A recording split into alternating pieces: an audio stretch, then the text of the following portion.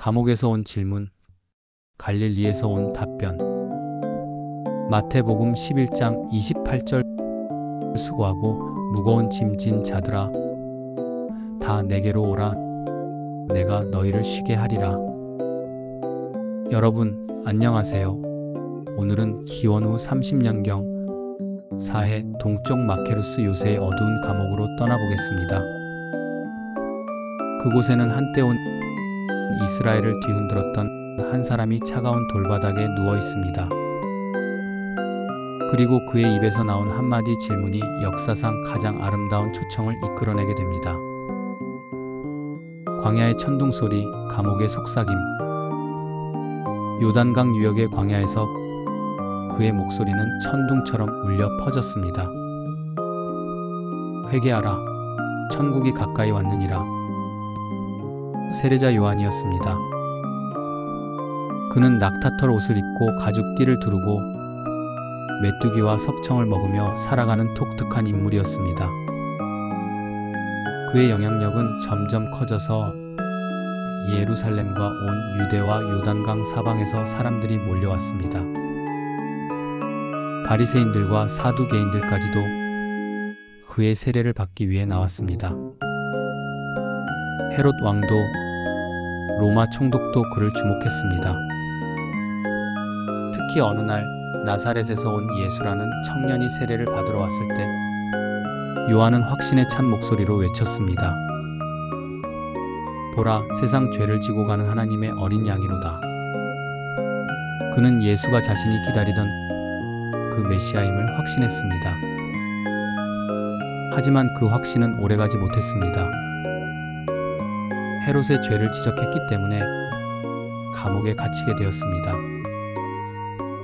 자기 동생의 아내와 결혼한 죄를 지적했습니다. 마케루스 요새의 깊고 어두운 지하 감옥. 한때 광야에서 자유롭게 외쳤던 그가 이제는 좁은 감옥에 갇혀 있었습니다. 낮에는 뜨거운 열기가, 밤에는 뼈를 시리게 하는 추위가 그를 괴롭혔습니다. 더 괴로운 것은 마음의 짐이었습니다. 감옥에서 들려오는 예수의 소식들이 그의 기대와는 너무 달랐기 때문입니다. 기대와 현실 사이의 괴리. 요한이 감옥에서 들은 예수의 이야기들은 그의 예상과 전혀 달랐습니다. 요한은 강력한 심판자 메시아를 기대했습니다. 그의 손에 키를 들고 자기의 타작마당을 정하게 하사 알곡은 모아 곳간에 들이고 쭉정이는 꺼지지 않는 불에 태우시리라고 선포했던 바로 그런 메시아를요. 그런데 예수는 어떻게 하고 계셨을까요? 세리와 죄인들과 함께 식사를 했습니다. 안식일에 병자를 고쳤다는 이유로 바리새인들과 논쟁을 벌였습니다.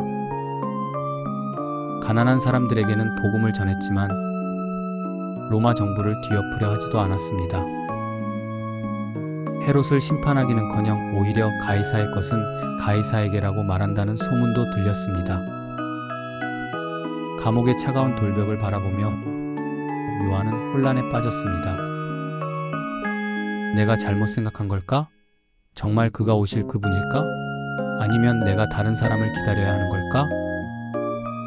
일생을 바쳐 메시아의 길을 예비했던 그였습니다. 그런데 이제 와서 자신이 가리켰던 그 사람에 대해 의심이 드는 것이었습니다. 이보다 더 큰 절망이 어디 있겠습니까? 어느 날 요한은 자신의 제자들을 불렀습니다. 너희가 가서 예수께 물어보아라. 감옥에서 갈릴리로 향한 질문. 요한의 제자들이 마케루스에서 갈릴리까지 먼 길을 떠났습니다. 며칠간의 여행 끝에 그들은 예수를 찾았습니다. 예수는 가버나움 근처에서 사람들을 가르치고 병자를 고치고 계셨습니다. 제자들이 예수께 다가가 말했습니다. 요한이 옥에서 그리스도께서 하신 일을 듣고 저희를 보내어 묻기를 오실 그이가 당신이오니까? 우리가 다른 일을 기다리오리까? 순간 주변이 조용해졌습니다. 사람들은 숨을 죽였습니다. 이 질문은 단순한 호기심이 아니었습니다. 이것은 절망에 빠진 한 사람의 마지막 부르짖음이었습니다. 예수는 잠시 침묵하셨습니다. 그분의 눈에는 깊은 슬픔이 스쳤습니다. 자신을 메시아로 선포했던 요한이 지금 감옥에서 의심하고 있다는 것을 아셨기 때문입니다. 하지만 예수는 화를 내지 않으셨습니다. 실망하지도 않으셨습니다. 대신 부드럽게 대답하셨습니다.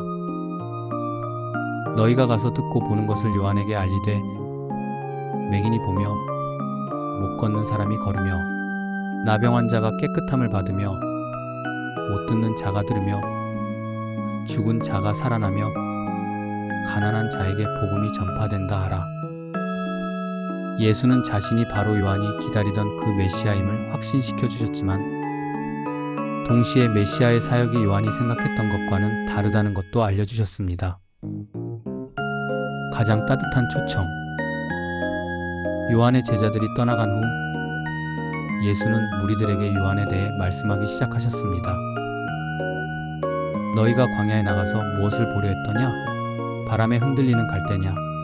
진실로 너희에게 이르노니 여자가 낳은 자 중에 세례 요한보다 큰 이가 일어남이 없도다. 예수는 요한의 의심을 비난하지 않으시고 오히려 그를 높여주셨습니다. 의심한다고 해서 믿음이 없는 것은 아니라는 것을 보여주신 것입니다. 그리고 바로 그 순간 예수는 인류 역사상 가장 아름다운 초청의 말씀을 하셨습니다. 수고하고 무거운 짐진 자들아, 다 내게로 오라. 내가 너희를 쉬게 하리라. 나는 마음이 온유하고 겸손하니 나의 멍에를 메고 나에게 배우라. 그리하면 너희 마음이 쉼을 얻으리라. 내 멍에는 쉽고 내 짐은 가벼우니라. 이 말씀은 우연히 나온 것이 아니었습니다. 바로 요한과 같이 의심과 절망 속에서 무거운 짐을 지고 있는 모든 사람들을 향한 예수의 초청이었습니다. 요한은 메시아가 와서 모든 문제를 한 번에 해결해 줄 것이라고 기대했습니다. 하지만 예수가 주시는 것은 그것보다 더 좋은 것이었습니다. 바로 쉼이었습니다. 환경이 바뀌지 않아도, 감옥에 갇혀 있어도, 의심이 들어도 마음에 평안을 주시는 것이었습니다. 갈릴리는 이스라엘이 가장 먼저 빼앗기고 가장 마지막에 되찾은 땅으로 실패와 치욕의 기억이 숨겨져 있는 땅이었습니다. 이사야가 이 지역을 흑암과도 같은 땅, 사망의 땅이라고 말한 바로 그 갈릴리에서 예수는 이 아름다운 초청을 하셨습니다. 요한의 제자들이 이 소식을 가지고 다시 감옥으로 돌아갔을 때 요한의 마음에는 평안이 찾아왔습니다. 자신이 기대했던 메시아와는 달랐지만 예수는 분명히 하나님이 보내신 그분이었습니다. 그리고 그분은 의심하는 자들까지도 사랑하시고 받아주시는 분이었습니다. 여러분, 세례 요한의 이야기는 오늘 우리에게도 깊은 위로를 줍니다. 때로는 우리도 신앙의 감옥에 갇힐 때가 있습니다. 하나님에 대한 의심, 기도 응답에 대한 실망, 왜 고난이 계속되는지에 대한 의문. 하지만 예수님은 의심하는 우리를 비난하지 않으십니다. 오히려 우리를 향해 말씀하십니다. 수고하고 무거운 짐진 자들아, 다 내게로 오라. 내가 너희를 쉬게 하리라.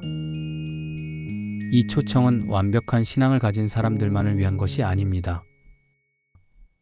의심하는 세례 요한 같은 사람들, 지치고 힘든 우리 같은 사람들을 위한 것입니다. 수고하고 무거운 짐, 그것이 무엇이든 상관없습니다. 경제적 어려움일 수도, 건강 문제일 수도, 인간관계의 상처일 수도, 미래에 대한 불안일 수도 있습니다. 다 내게로 오라.